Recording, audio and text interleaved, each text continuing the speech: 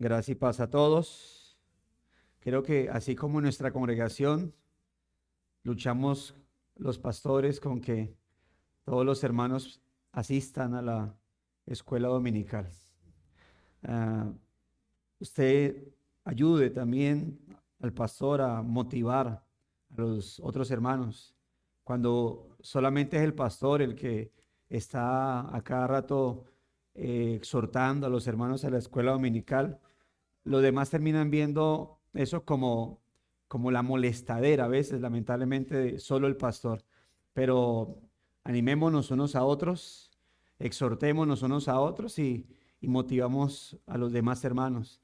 La escuela dominical es importante porque hay temas doctrinales que uno puede estar presentando de manera consecutiva y cuando muchos no vienen o los otros no vienen, solamente somos un grupo que avanzamos doctrinalmente, los otros se van quedando y luego vienen las preguntas y eso, ¿en dónde lo enseñaron? Y el pastor, ¿por qué habla acerca de eso?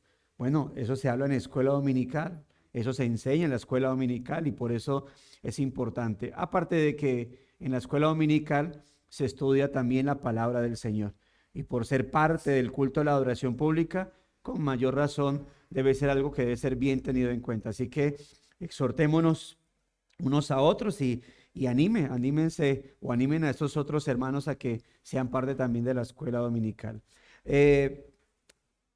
Segunda Timoteo, voy a usar el texto, es una escuela dominical, no, por lo tanto no voy a dar una enseñanza expositiva, pero sí quiero usar Segunda Timoteo capítulo 1, verso 13 como base de lo que voy a estar mencionando en esta escuela dominical. Segunda Timoteo capítulo 1, versículo 13. 13, después del 12.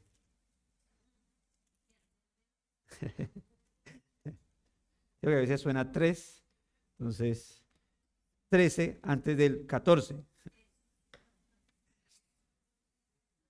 Dice versículo 13 y 14 de 2 Timoteo capítulo 1. Dice la escritura. ¿Estamos todos ahí? Dice, retén la forma de las sanas palabras que de mí oíste en la fe y amor que es en Cristo Jesús. Y el versículo 14, guarda el buen depósito por el Espíritu Santo que mora en nosotros.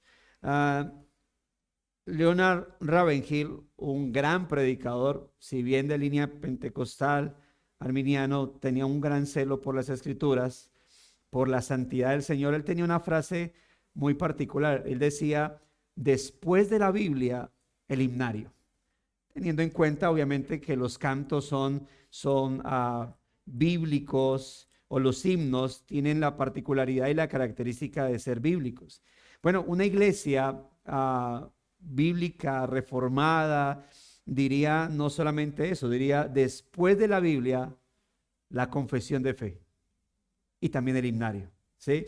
Y eso quiero hablar acerca de la necesidad de una iglesia confesional o recordarles la necesidad de una iglesia confesional. Bien sabemos que no es muy común hablar hoy en la iglesia evangélica, ¿no? La iglesia comúnmente evangélica, cristiana, de hablar de credos, o hablar de símbolos o confesiones de fe o de catecismo, ¿no? Esas palabras más bien dirían algunos parecen sacadas de los sótanos del catolicismo romano y son asociadas extrañamente con un dogmatismo ciego más que con una luz doctrinal. Y lamentablemente somos parte de una generación cristiana que en lugar de vivir su cristianismo ligado a sus propias raíces, más bien lo que uno nota en el evangelicalismo es que combate sus raíces doctrinales e históricas.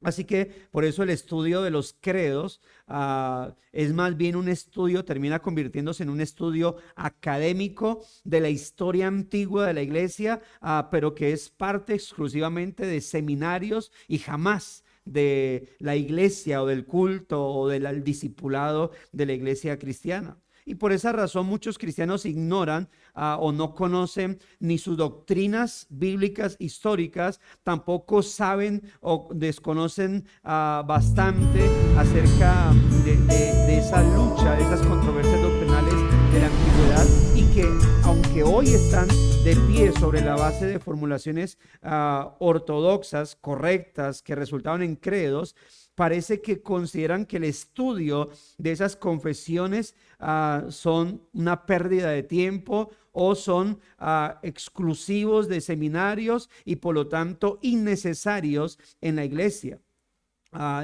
local. Y por eso terminan las iglesias desconociendo o menospreciando, en el peor de los casos, ese encargo histórico que se le ha entregado. Y la iglesia termina desconociendo. Y hay una frase, ¿no?, que dice que quien no conoce la historia está condenado a repetirla, ¿verdad? Y yo diría que cuando esa historia ha sido buena, ha sido en este caso bíblica, pues está más bien condenado a no repetirla, al hecho de ignorar esa gran batalla que se le ha dado. Y por eso, cuando ahorita que entramos al mes de la Reforma, en el mes de octubre, donde la iglesia conmemora la Reforma protestante, muchas iglesias de llamadas evangélicas o cristianas no saben qué es lo que exactamente se celebra o se conmemora en este mes. Hay muchas iglesias que usted le habla de las 5 solas de la Reforma y se imagina esas 5 hermanas solteras, algo así por el estilo. ¿Qué es eso de solas? ¿Qué es eso de pilares fundamentales? ¿Qué es eso? Bueno, es lo que se ha estudiado a través, incluso ni siquiera tan antiguo, porque las 5 solas de la Reforma viene ¿de dónde? Del siglo XVI, tan solo de ahí. Y más, y si uno le habla de los padres de la iglesia comúnmente evangélica se transporta al catolicismo. Los padres de la iglesia, o sea, los padrecitas, los curitas, no, estos padres históricos, espirituales que tuvo la iglesia en los primeros siglos, luego de la era apostólica. Y lamentablemente se empieza a desconocer todo eso. Por eso textos como este de 2 Timoteo 1, 13 y 14, que la iglesia, entendemos por ellos que la iglesia ha recibido un depósito doctrinal y la forma o norma de las sanas palabras, que la iglesia no es simplemente una organización religiosa en donde solamente va un grupo de personas ahí a amontonarse y a escuchar hablar a un solo hombre que llaman pastor, sino que la iglesia es esa estructura espiritual que debe retener la verdad en sus contenidos y formas correctas o lineamientos adecuados, ¿verdad?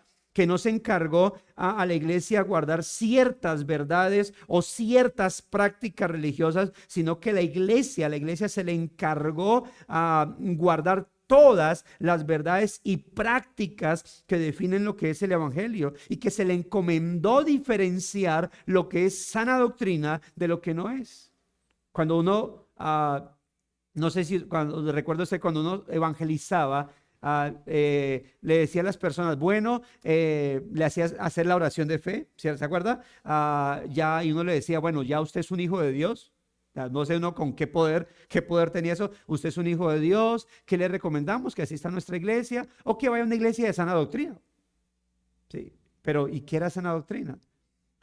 ¿Y qué es una sana doctrina? Que crean en la Trinidad. Ya, listo. Y entonces las personas llegaban a una iglesia o nos ha pasado a nosotros que la iglesia, llega una persona a preguntar y dice, buenas, esa es una iglesia de sana doctrina.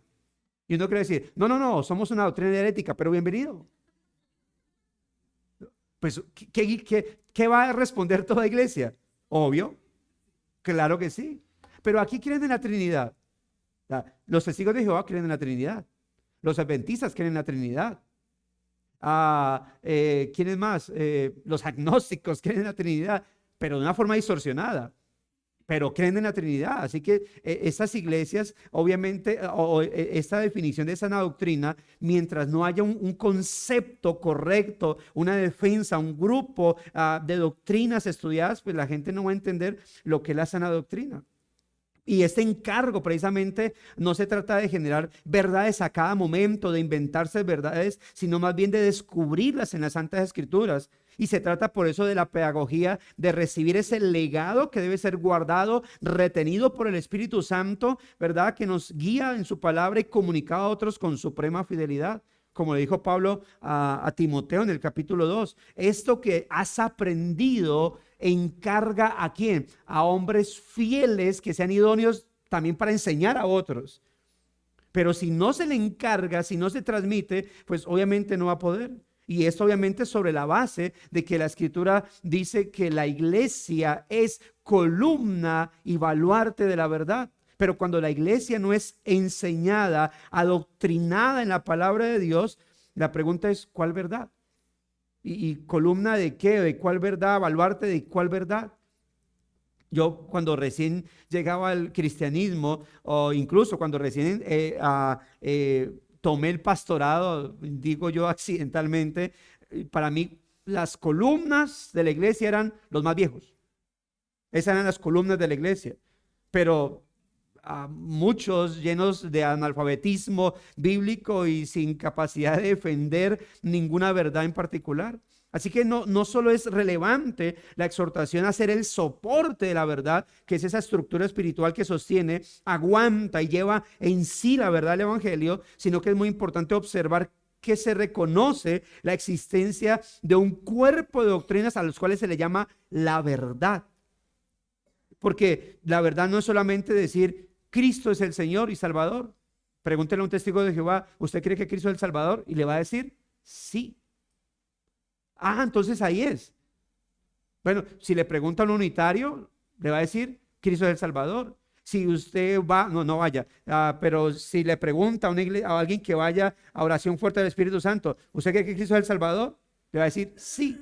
Si usted le pregunta a alguien que va a esa iglesia de mal llamada iglesia ministerial de Jesucristo, Cristo es el Salvador, y le va a decir, sí. Entonces, note que no es solamente una afirmación, es un conjunto de verdades. Entonces ya uno empieza a extender una verdad como, hey, ¿qué crees acerca de la divinidad eterna de Cristo? Y entonces eso ya se pone serio, ya es otro asunto. ¿Qué crees en la triunidad de la divinidad? Eso ya es otra pregunta. Que cuando la iglesia desconoce ese tipo de cosas va a decir, ¿la triqué? ¿Qué entiendes acerca de la encarnación del Hijo, de la unión hipostática acerca del Señor, de la divinidad y humanidad inseparable de Cristo? Y entonces ya uno empieza a tratar otros asuntos importantes. Así que es entender eso, ese conjunto de doctrinas obviamente que son recibidas y que deben ser preservadas, mis amados hermanos, no son asuntos periféricos del cristianismo, no son asuntos triviales o opcionales a tomar, sino más bien que todo eso son doctrinas que definen el cristianismo, que son la sana doctrina, que se determinan como la verdad y que por lo tanto deben ser defendidas.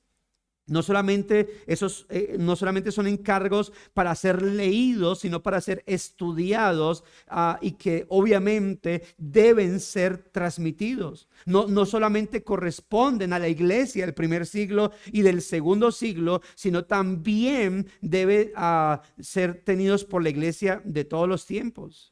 Cuando Pablo habló de retener la forma de las sanas palabras, no se estaba refiriendo solo a Timoteo y la iglesia de Timoteo y ya de ahí para allá, sino que eso es un mensaje que se transmite ¿a quién? A la iglesia de todos los tiempos. Es decir, el cristiano de todos los tiempos, los pastores de todos los tiempos deben tener en cuenta este texto, retener la forma de las sanas palabras. Eso se ha transmitido de generación en generación. Y es aquí donde entra la importancia de ser una iglesia confesional. ¿Qué es una iglesia confesional? Es una iglesia que está adherida a una confesión de fe. ¿Y qué es una confesión de fe? Yo sé que ustedes lo tienen muy en claro. Una confesión de fe es una afirmación pública de lo que una iglesia o asociación de iglesias en particular cree que la Escritura enseña en una forma sintética o resumida. Es eso. ¿Me puede repetir? Sí, claro.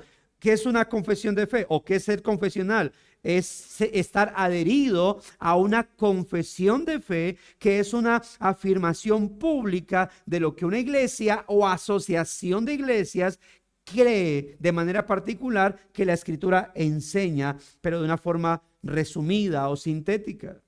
¿Y eso con el objetivo de qué? Obviamente de que se sea lo más fiel a la Escritura. Ese es el objetivo. No es cambiar la Biblia por una confesión, jamás.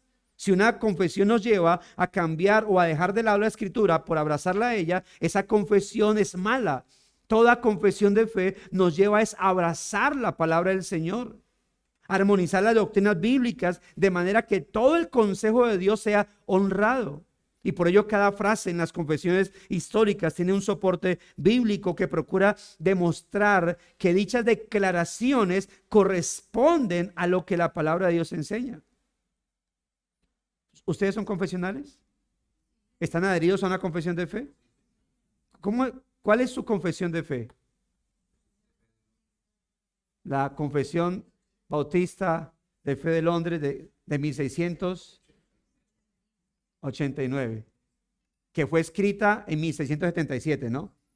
Pero que fue publicada por causa de problemas políticos y de regulaciones estatales, solamente pudo ser publicada en 1689, que al inicio, en 1677, la conformaron, la lograron crear 7 iglesias, pero que 12 años después, cuando ya se presenta públicamente, ya no eran 7 iglesias, eran más de 100 iglesias que durante 12 años estuvieron ahí adheriéndose.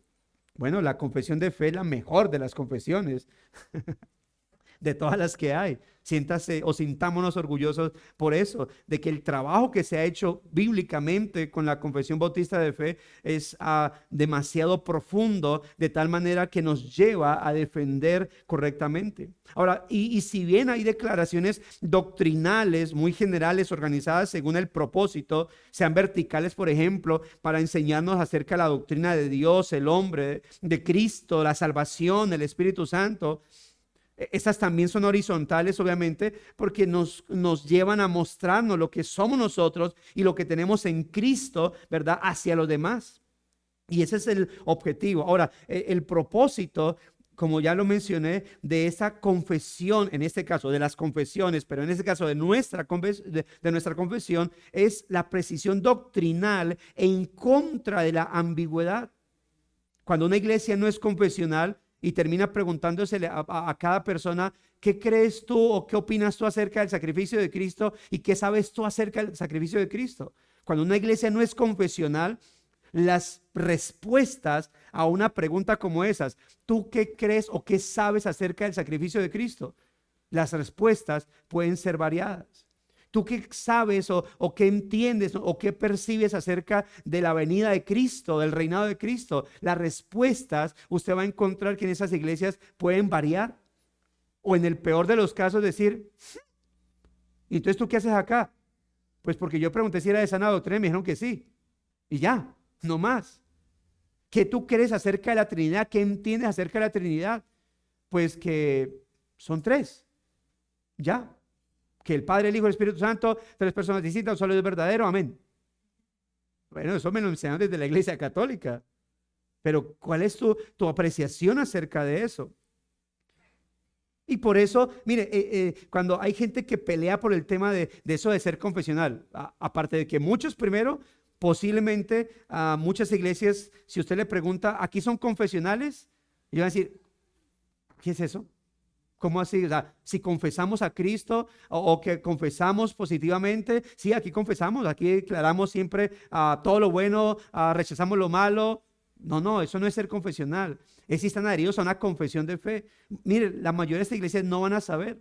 Y muchos que saben que son confesiones de fe van a decir, no, nosotros creemos solo en la palabra del Señor.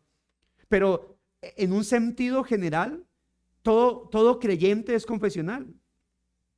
Por ejemplo, pregúntele a cualquier creyente de estas iglesias, ¿tú crees que María es corredentora? Bueno, algunos, si saben qué es ser corredentor, van a decir, no. Bueno, ¿tú crees que María salva? No.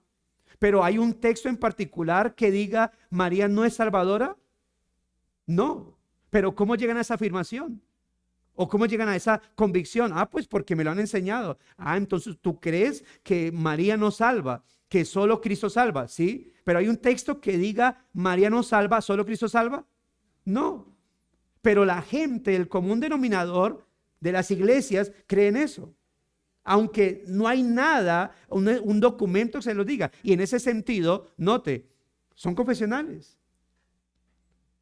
Entonces, pero cuando yo hablo de ser confesional, lo hago en el sentido más restringido. Es decir, ser confesional en este caso es adoptar, y escuche las palabras que voy a mencionar, consciente, inteligente y libremente un credo o confesión o escrito doctrinal definido, público y más aún histórico. Y cuando uso las palabras consciente, inteligente y libre, lo hago para contrastarlo con algo que se asume por mera inercia espiritual. Como lo que decía ahorita, la afirmación, María no salva, solo Cristo salva, es una afirmación doctrinal, pero termina siendo a veces por inercia. Porque es lo que comúnmente, y pues como la iglesia evangélica pelea con la iglesia católica, entonces por lo tanto creemos lo contrario de la iglesia católica, punto. Pero termina siendo una confesión por inercia, porque es algo repetitivo, porque es lo primero que me enseñaron.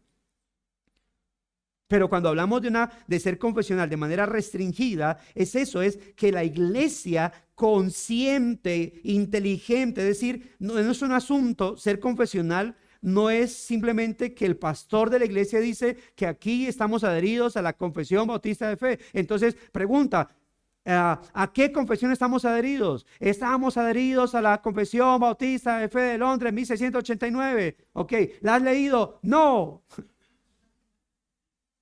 Y entonces, ¿por qué dice que estás adherido? Porque el pastor me dice que estamos adheridos a esta iglesia, a esa confesión. Entonces, la pregunta es, ¿la iglesia como nombre está adherida a la confesión de fe, pero la iglesia como aquellos que se reúnen en ella están adheridos?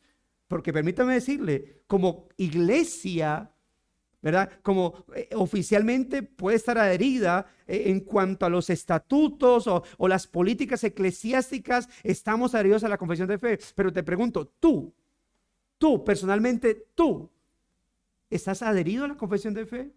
Y me refiero a esto, ¿tú la lees? ¿Tú la estudias?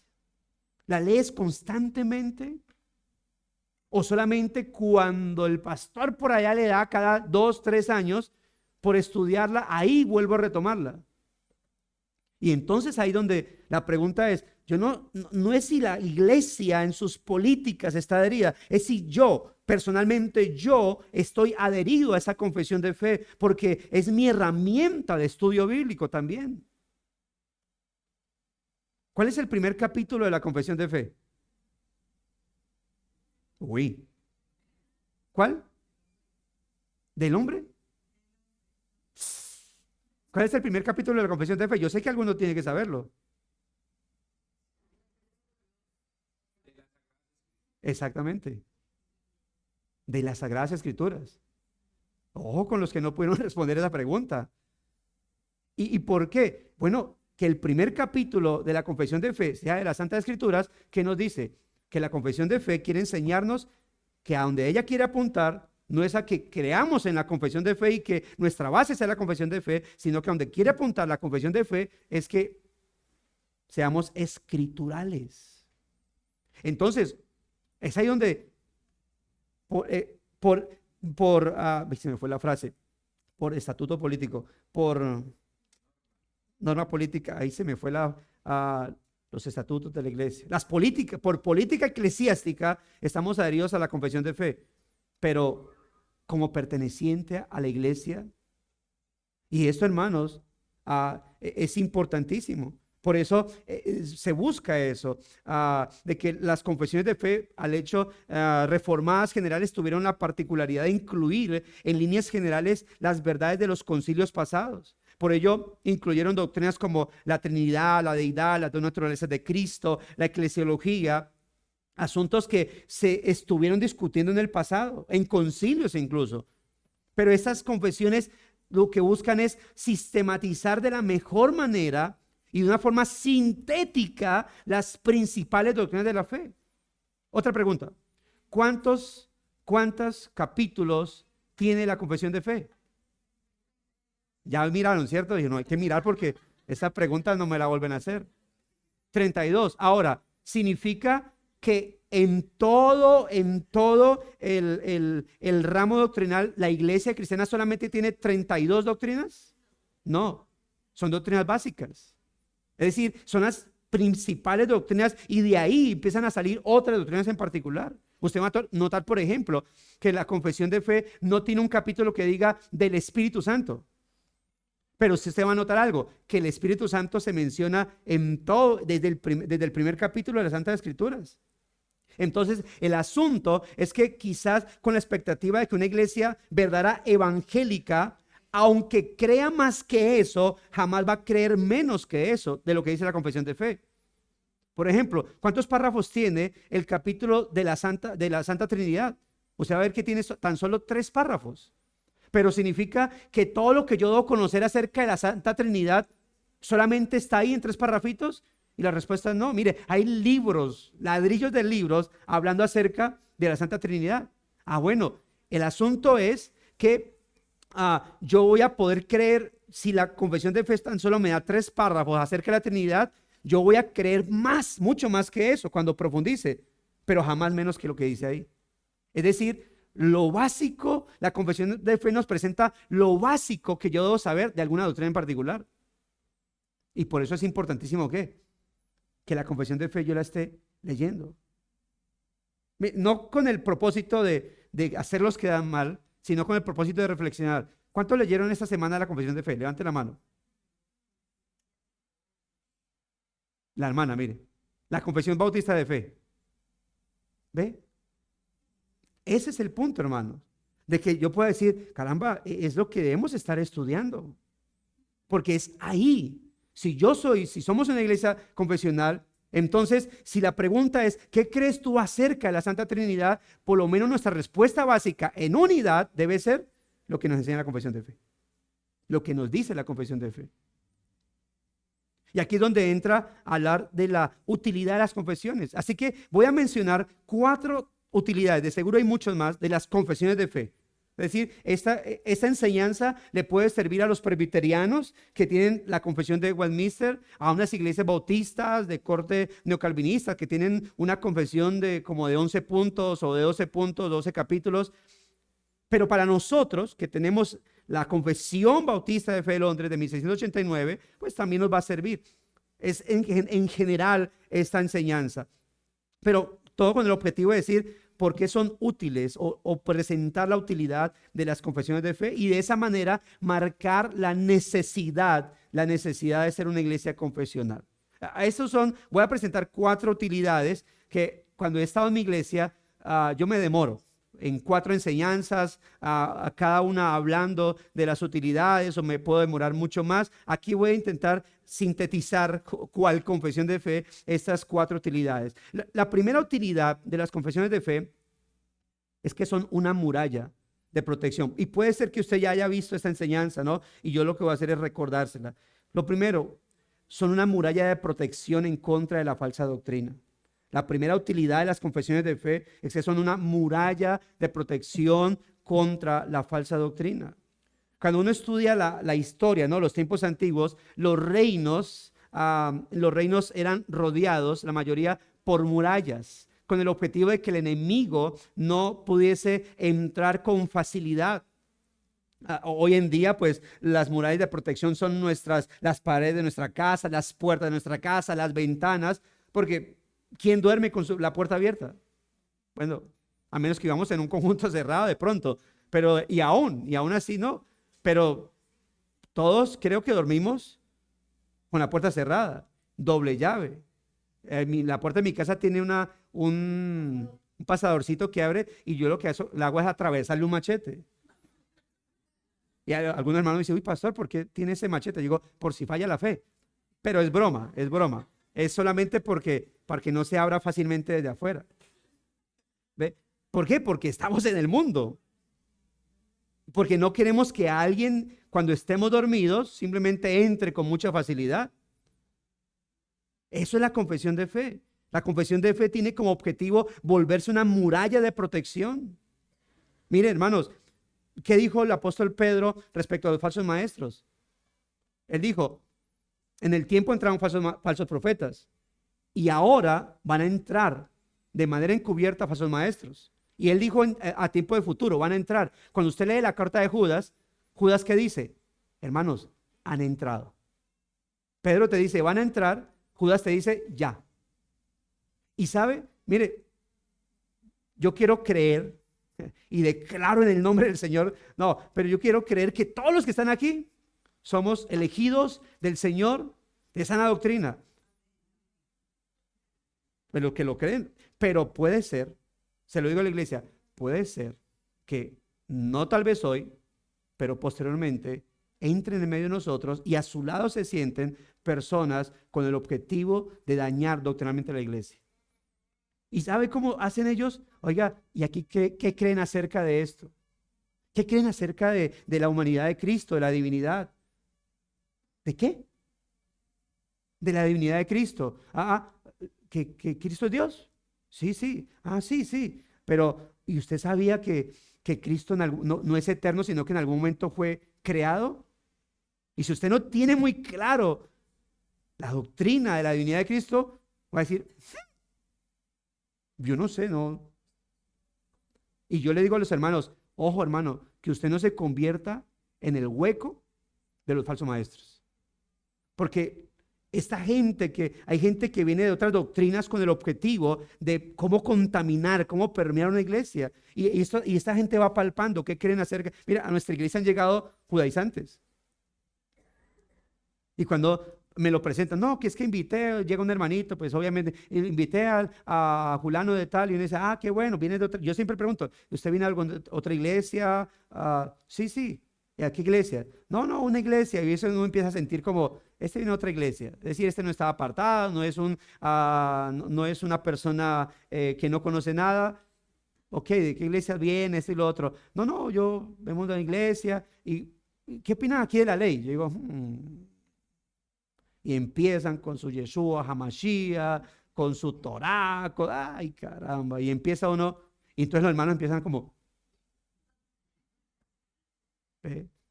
hermanos, hay que tener cuidado acerca de eso. El apóstol Pablo, cuando reúne a los pastores de Éfeso y que se va a despedir de Éfeso, ¿el que les dijo? Mire, mi conciencia está tranquila, yo les enseñé todo el consejo de Dios y me voy a ir, y luego que me vaya van a venir falsos maestros como lobos rapaces a dañar el rebaño. Por eso cuiden la iglesia. Y le dice a los pastores, cuídense ustedes y cuiden la doctrina. ¿Por qué? Porque ustedes pastorean a aquellos por los cuales Cristo murió.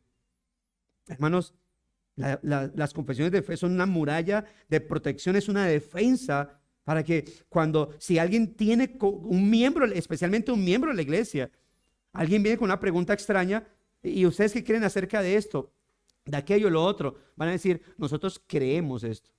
Pero qué bueno que cuando haya una pregunta doctrinal, por lo menos los que son miembros de la iglesia, que antes de hacer su pacto de membresía deben haber confirmado, deben haber declarado que están, incluso antes de llegar a ese pacto de membresía, una de las cosas, por ejemplo, en nuestra iglesia, lo que hacemos es enseñarle que somos confesionales, por qué somos confesionales, por qué la importancia de ser confesionales y por qué nuestra confesión de fe es la confesión bautista de fe. Y entonces empezamos a estudiarla, de tal manera que cuando haya una pregunta o ante una pregunta doctrinal, la iglesia en común puedan decir lo que dice la confesión de fe. Hay gente más diligente que otros, sin duda alguna, y que profundiza más allá de lo que dice la confesión de fe, pero por lo menos que nuestra respuesta básica sea eso que enseña la confesión de fe. Son una muralla de protección contra la falsa doctrina. Segundo, o siguiente utilidad, son una base sólida para la verdadera unidad. Son una base sólida para la verdadera unidad. Permítame decirle esto, es que algunos pueden llegar a afirmar cosas como, no, la base para la verdadera unidad es el amor. Y sí, está bonito, y es bien, porque la Biblia dice que el amor es el vínculo perfecto. Pero hay que tener cuidado con eso, porque aún para entender el amor cristiano, se necesita entenderlo a la luz de la palabra del Señor. Muchos creen que el amor es un asunto de sentimientos y cuando solamente entiende eso, entonces si la base para la verdadera unidad es el amor, ¿sabe qué pasa cuando hay conflictos personales? Se rompe la unidad. Dice, me voy de esta iglesia porque aquí no me entienden, porque aquí me miraron feo. Y entonces se rompe. Pero cuando la base de la unidad es la doctrina, es la palabra del Señor, cuando hay un conflicto entre hermanos, esa persona va a decir, estoy en desacuerdo con esta persona por un asunto personal. Pero como sé que por encima de los sentimientos y de las emociones está la palabra del Señor, la palabra de Dios nos dice que hay que solucionar esto. Y entonces la gente no sale corriendo emocionalmente, sentimentalmente, sino que la gente se queda a solucionar los problemas. Y cuando uno estudia, por ejemplo, el capítulo 27 de la Confesión de Fe, ¿qué nos dice? Que cuando un hermano, por ejemplo, ha sido disciplinado o tiene un problema, tiene que no salir corriendo, sino esperar a que la iglesia solucione ese conflicto. Bueno, ¿y qué pasa si la iglesia está llevando a cabo un mal proceso? Como la iglesia, al ser confesional, entiende que debe caminar en asociatividad, entonces la iglesia puede contar con las otras iglesias para que ayuden a solucionar ese problema. Pero note cómo la confesión de fe nos va dando esas pautas en particular, porque son la base para una verdadera unidad. Obviamente, lo uno sin lo otro. No estoy rechazando la importancia del amor, porque no busca, cuando uno ignora el amor bíblico, el amor cristiano, pues la iglesia puede convertirse simplemente en un régimen doctrinal. Y eso es un error, porque los lleva a actuar sin misericordia, sin paciencia, sin perdón, sin tolerancia, lo uno sin lo otro. No puedo actuar solamente con base a sentimientos, emociones. ¿Qué es lo que nos une? Aquí lo que nos une es que a todos nos gusta el color azul. Aquí somos unidos porque a todos nos gusta comer café con pan o chocolate con pan. Por eso somos muy unidos acá. Entonces la base de nuestra unidad es el café con pan. ¿Ok? Por eso, hermano, tenemos que tener cuidado y por eso la importancia de ser una iglesia ¿qué? Confesional. Pero no es de las políticas eclesiásticas, sino incluso es de lo personal. Porque yo puedo decir, nosotros estamos adheridos a la mejor de las confesiones. La Confesión Bautista de Fe de Londres de 1677, publicada en 1689. Qué bueno, hermano. ¿Y cómo te va en el estudio con ella? ¿En el qué? ¿Qué es eso? O sea, tú la estudias, la lees constantemente, la estás repasando. Y hay que repasarla. Y luego hay que estudiarla. No es para simplemente presentarla como nuestra confesión eclesiástica. No, es para estudiarla. Es para profundizar en ella, para sumergir. Mire, y obviamente esto lo importante de que haya un seguimiento doctrinal y pastoral. Yo recuerdo que una hermana está en proceso de membresía y me decía, pastor, pero es que yo la he leído y no la entiendo. Y le dije, bueno, vamos a leerla. Me senté con ella en plena clase y mire, empecé con el primer párrafo. Leámosla tranquilo. ¿Qué te parece? Y decía, no, sí, entiendo. Leamos el otro tranquilo. No, sí. Yo, ¿por qué no lo entendía? ¿Por qué? Porque entró con la presuposición de esto, predisposición de esto. Es que son letras chiquitas, enredado. O sea, y eso es desde 1689, estamos en el 2025. Pero cuando empezamos a leerlo tranquilamente, y le dije, ¿tú entiendes esta frase? ¿Entiendes esa? Ok. Ahora, si hay frases que uno tiene que releer o estudiar de qué es lo que significa, y necesitamos la dirección pastoral. Yo tengo amigos pastores de iglesias bautistas que me dicen, es que aquí no estudiamos la confesión de fe porque eso es difícil de entender. Digo, ¿y cuál es tu labor? La labor del pastor es dar a entender doctrinas que son difíciles de entender. Teología pactual. Eso no es que usted va leyendo y, ya entiendo toda la teología pactual. Le corresponde al pastor coger la teología pactual, masticarla, ¿verdad? Cual vaca, masticarla y volver y masticarla otra vez para luego soltarla a la iglesia, que la iglesia pueda decir amén.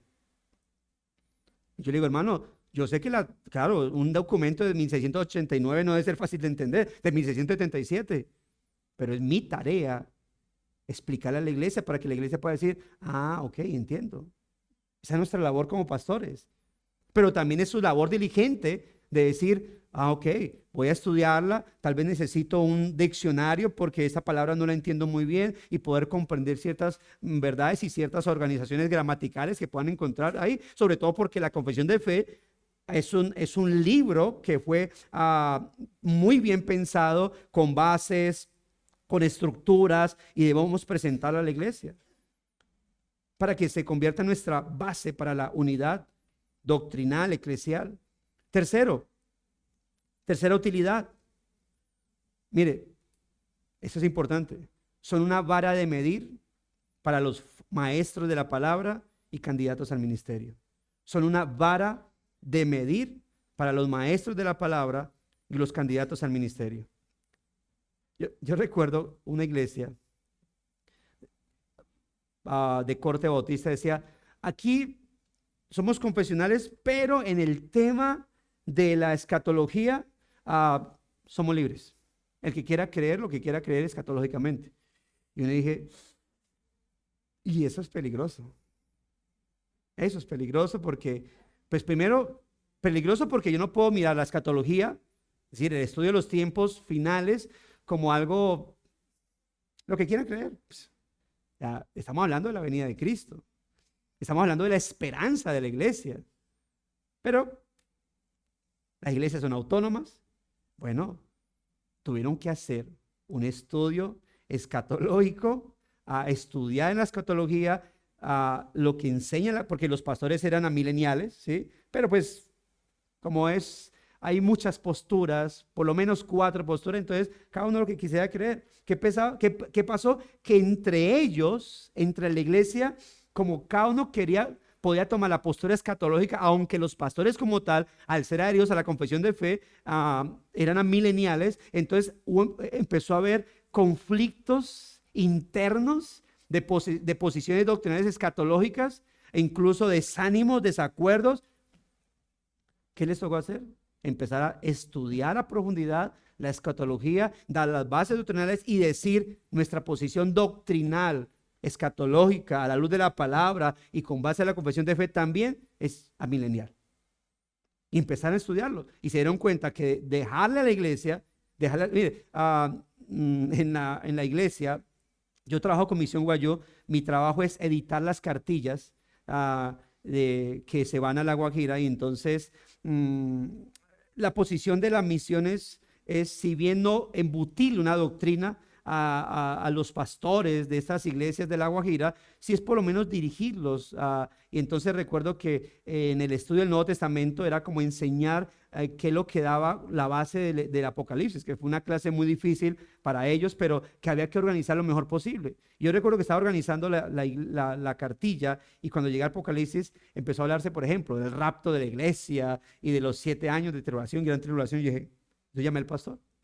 Pastor, la misión, o sea, su seminario escatológicamente es dispensacionalista. Me dijo, no, es amilenial. Como usted es siervo, me dijo, ok, es que la enseñanza que está ahí es dispensacionalista. Y digo, ¿cómo así? Pero se supone que los que estamos ayudando somos amileniales. Entonces, descubrí quién la hizo. Ok, el hermano de tal iglesia. Pastor, ¿en tu iglesia son dispensacionalistas o amileniales? Ay, pastor, me extraña, amileniales. Ok, pues resulta que uno de tus miembros hizo la enseñanza de la cartilla de Apocalipsis basada en dispensacionalismo. No puedo creerlo. Ok, bueno, mira a ver. Ahora, el asunto tuvo solución, porque cuando se le pregunta al hermano, ¿tú realmente eres así? No, yo milenial. Entonces, ¿pero por qué tú estudias? Es que yo copié y pegué. Ok. Bueno, las cosas no hay que hacerlas así a la carrera, sino objetivamente, ¿no? Con tranquilidad. Y esto es peligroso porque cuando uno dice, hermanos, hay un hermano que tiene una capacidad de enseñanza muy, muy hermosa, le entendemos, pero hermano, tiene un problema, que es que no le gusta la confesión de fe, que dice que ojo para qué. Bueno, hermanos, ¿qué está marcado en las políticas eclesiásticas? Que todo aquel, por ejemplo, no sé, no he leído sus políticas eclesiásticas. Bueno, que todo hermano dotado que quiera ser parte de la enseñanza debe estar adherido también como miembro, como toda la membresía a la confesión de fe. ¿Por qué? Porque eso va a regular, es una vara de medir. Hermano, ¿cuál es la postura? ¿Cuál es tu posición? Los candidatos al ministerio, porque si no, ¿qué va a pasar posteriormente? Que se va a formar una mercocha, un sancocho de doctrina. Pero pastor, entonces eso es como estar ahí encasillados, cuadrados con una confesión de fe. Es que por eso la iglesia lo que tiene que hacer con la confesión de fe es estudiarla, para enseñarle y demostrarle a la iglesia que lo que estudiamos o que la razón por la cual estamos adheridos a la confesión de fe es porque la hemos estudiado y hemos descubierto y hemos verificado que la confesión de fe a la luz de la palabra está correcta. ¿Por qué le digo esto? Veníamos de una iglesia carismática. Nuestra iglesia se llamaba Comunidad Cristiana Restaurando las Naciones, para la gloria de Dios y vergüenza del diablo. Y entonces yo empecé a estudiar en un seminario bautista. Entonces hay que cambiar el nombre de la iglesia porque eso es carismático. Ok, y entonces ¿cómo lo llamamos? No sé, frito es, blanco es, frito se come, gallina lo pone. Pues si estamos en un seminario bautista, pues llamémonos iglesia bautista. Bueno.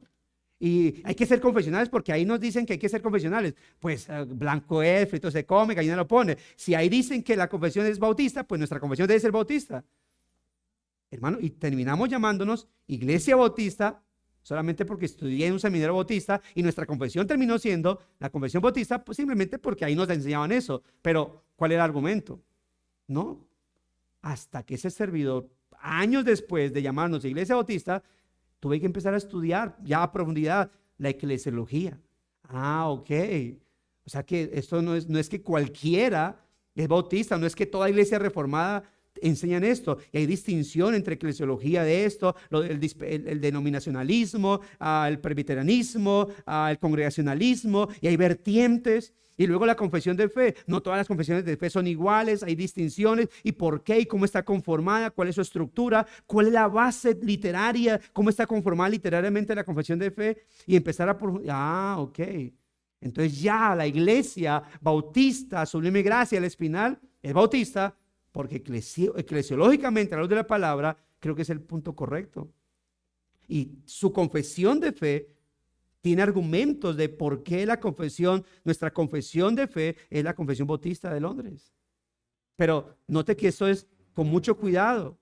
Y quienes se adhieran y quienes quieran enseñar la palabra del Señor deben entender muy bien esto. No es un asunto por eso de simplemente porque el pastor dijo y ya. Bueno, es que la estudiamos a la luz de la palabra, nos sentamos con la confesión de fe y con la palabra del Señor a corroborar, como los hermanos de Berea, que lo que enseña la confesión de fe está correcto a la luz de la palabra de Dios. Y esa también es su tarea personal. Porque usted va a la casa a decir, bueno, yo voy a profundizar más acerca de este libro.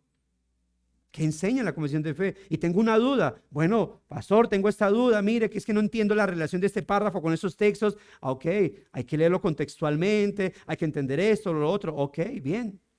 Pero es su tarea responsable. Es que ya pasamos, yo ya sé que estudiamos el capítulo 1, pero quiero profundizar otra vez, quiero volver a ir al capítulo 1 de la confesión de fe y recordar que me enseña la confesión de fe acerca de las mismas Santas Escrituras. ¿Por qué? Porque es que tengan en cuenta que el pastor es regulado por la sana doctrina, la que se nos ha enseñado. Todo predicador, que se suba un hermano a predicar y se vaya por otro camino, y usted puede decir, pastor, no sé si usted notó, pero el hermano que predicó dijo algo que está muy contradictorio a la confesión de fe. Recuerda que la confesión de fe dice blanco y el hermano estuvo diciendo como que negro tirando a gris. Y como ya sabemos que la confesión de fe está sustentada por la palabra del Señor, yo recuerdo que llegó un hermano, está recién llegado, y entonces preguntándome acerca de la confesión de fe, me dijo, pero ¿puede pasar que de pronto yo descubra errores en la confesión de fe y la cambiemos? Uy, cálmate, ventarrón. ¿Qué pasó? Eso no es así por así. Es que somos una iglesia que la hemos estudiado una y otra vez. Y que tú llegues a decir, uy, tiene errores, cambiémosla. No, tenemos que sentarnos a estudiar por qué la ves con errores. ¿Por qué dices que tiene errores? ¿Desde qué punto de vista estás diciendo que tiene errores?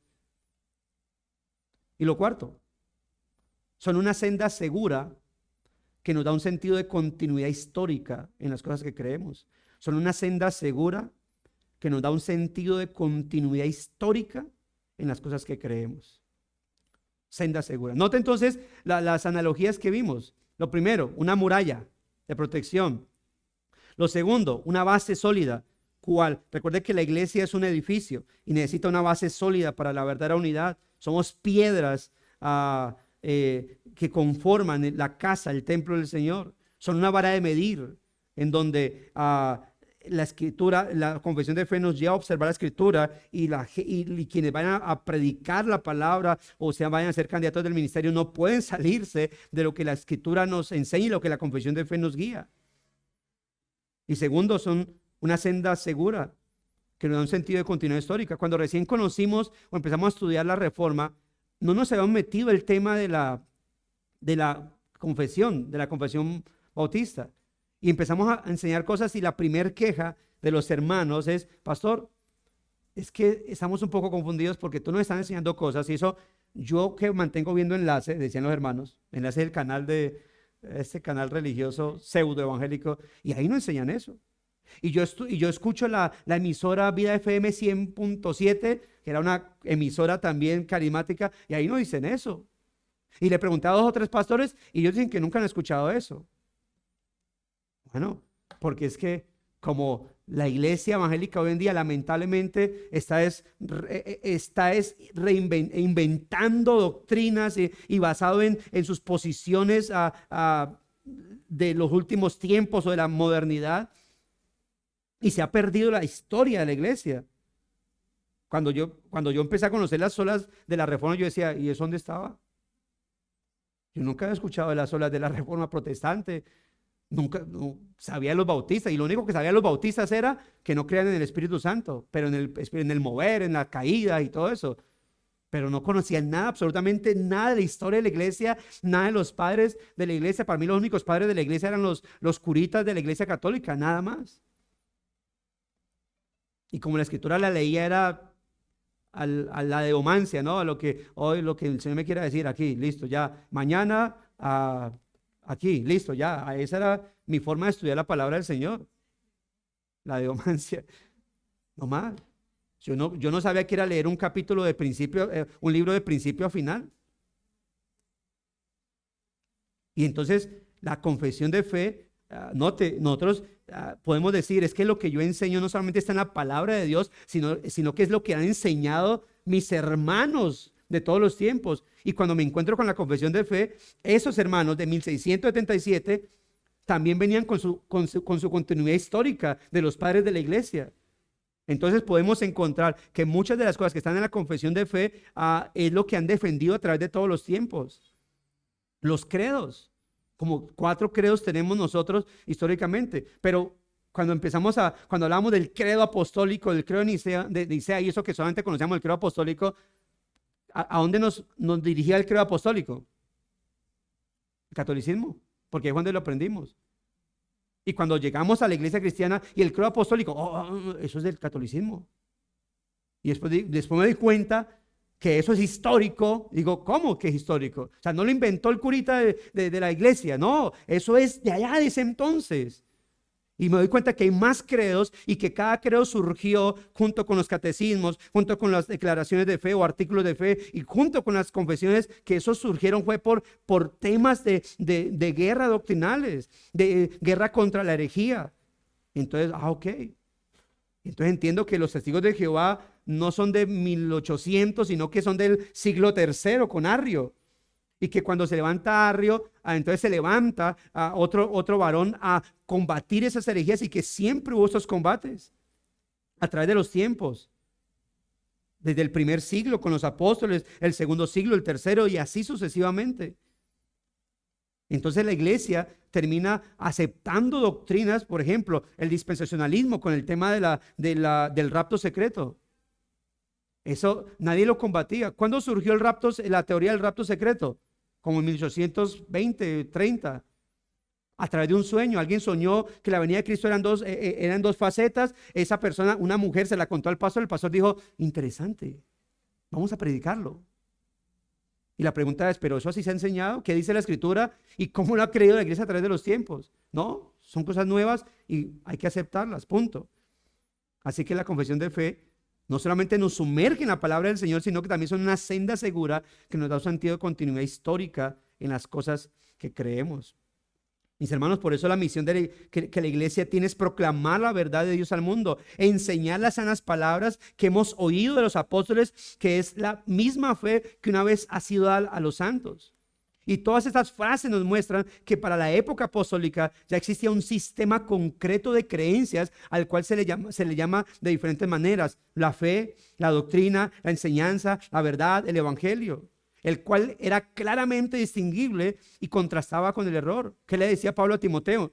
Tú has seguido mi doctrina. Hoy, ¿por qué Pablo habla de mi doctrina? Pues porque era lo que él creía, lo que Cristo le había enseñado. Recuerde que los apóstoles del Señor, del Cordero, fueron los encargados de establecer el sistema doctrinal, el fundamento de la iglesia. Mis hermanos, todo esto nos lleva a afirmar que el uso de confesiones de fe no solo es algo legítimo, sino, y así lo digo, son un imperativo para cumplir el propósito de sostener, preservar y defender la fe que se nos ha entregado. Y no hacerlo es un peligro doctrinal para la iglesia. No hacerlo simplemente porque, no, es que eso, a mí me gusta hacer solo escritura. Es que las confesiones de fe te apuntan a eso, a que sea solo escritura. No son mandamientos, no son enseñanzas humanas, son enseñanzas de la palabra de Dios. Hermanos, no menosprecie la confesión de fe, porque ella lo lleva a la palabra del Señor. La confesión de fe nos lleva a apreciar las Santas Escrituras. Así que no la menospreciemos, pero tampoco seamos negligentes o perezosos. Usemos herramientas. Siéntese con la confesión de fe, con la Escritura primeramente y también con un diccionario que le va a ayudar y también con el teléfono de un hermano o el del pastor. Si en caso tal el diccionario no le sirvió, pastor, estoy estudiando el capítulo 2 de la confesión de fe y encuentro una palabra. ¿Qué significa esa palabra? Ok, listo, gracias, lo apunto. Y siéntese con un cuadernito. Todos formen un grupo. Bueno, hermanos, recuerda que el pastor nos preguntó que si la semana, eso que nos preguntó si la semana antepasada y nos preguntó si el anterior mes, si no, nos cacha a todos aquí. Entonces, hagamos un grupito, hermano, vamos a empezar a estudiar el capítulo 1 de la confesión de fe. O digámosle al pastor que empiece un estudio de la confesión de fe. ¿Que quién lo manda a ser pastor de la iglesia? Nos enseñe. Empecemos un estudio acerca de la confesión de fe. Así que no nos dé miedo a abrazar la confesión bautista de fe como lo que ella es: una herramienta bíblica demasiado útil para la instrucción de la iglesia en las doctrinas bíblicas. Para que podamos, hermanos, como iglesia tener esa unidad. Recuerde que la iglesia, como dijo Judas en el versículo 3, la iglesia debe contender ardientemente por la fe que le ha sido entregada. Y cuando Judas dijo de la fe, ¿se refirió a qué? Al conjunto de doctrinas. ¿Pero cuáles doctrinas? Bueno, la confesión de fe es una buena guía para decir, por lo menos tenemos 32 doctrinas ahí que debemos aprender en comunidad y por las cuales a la luz de la palabra vamos a defender.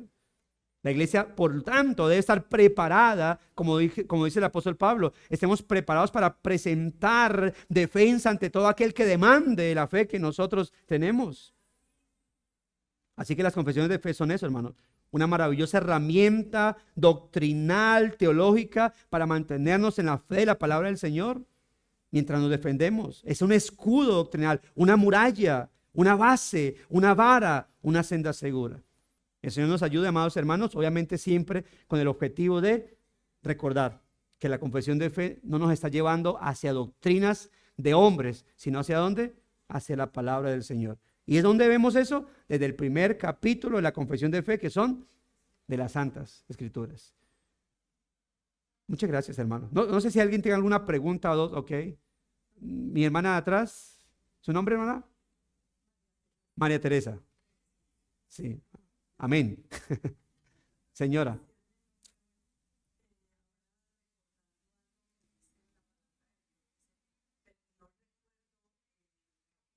tranquila.